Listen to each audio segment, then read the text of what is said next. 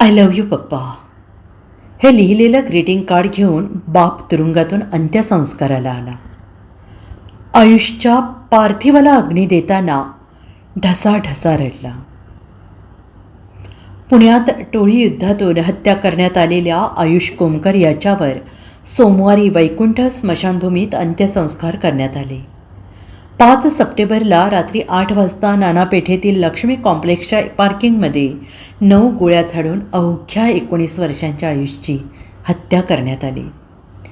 मात्र त्यानंतर गणेश विसर्जन असल्याने कायदा सुव्यवस्थेची परिस्थिती लक्षात घेऊन पोलिसांनी 2 दिवस त्याचा मृतदेह ससून रुग्णालयात ठेवला होता.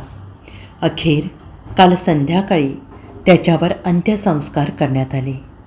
या अंत्यसंस्कारांसाठी त्याचे वडील गणेश कोमकर यांना नागपूर मध्यवर्ती कारागृहातून आणण्यात आले. त्यावेळी मुलाचा मृतदेह पाहून गणेश कोमकर धाय मोकलून रडले. वर्षभरापूर्वी पुण्यात वनराज आंदेकर याची हत्या झाली. या हत्येचा बदला म्हणून आंदेकर गँगने आयुष कोमकरला ठार मारले. गणेश कोमकर, जयंत कोमकर, संजीवनी कोमकर हे वनराज आंदेकर प्रकरणातील आरोपी आहेत. ते सध्या न्यायालयीन कोठडीत असून त्यांना नागपूर मध्यवर्ती कारागृहात ठेवण्यात आलं आहे.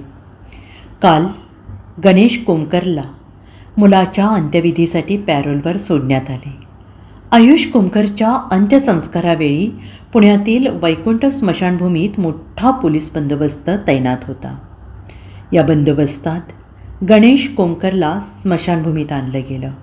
त्यावेळी गणेश कोमकरने आयुषने त्याला पाठवलेलं एक ग्रीटिंग कार्ड सगळ्यांना उंचावून दाखवलं. गणेश कोमकर हा पोलिसांच्या गाडीतून उतरला तेव्हा त्याच्या हातात आयुषने पाठवलेले ग्रीटिंग कार्ड होते. त्यावर आय लव्ह यू पप्पा असा मजकूर लिहिला होता. गणेश कोमकर हा जेलमध्ये शिक्षा भोगत असताना आयुषने आपल्या वडिलांना हे ग्रीटिंग कार्ड पाठवलं होतं. स्मशानभूमीत आयुषचा मृतदेह पाहून गणेश कोमकरला प्रचंड रडू कोसळलं. या सगळ्यात त्याची काहीच चूक नव्हती.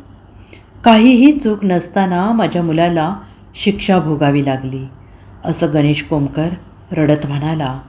त्यावेळी सर्व कोमकर कुटुंबीय रडत होते. Bureau report SVN Marathi, Pune.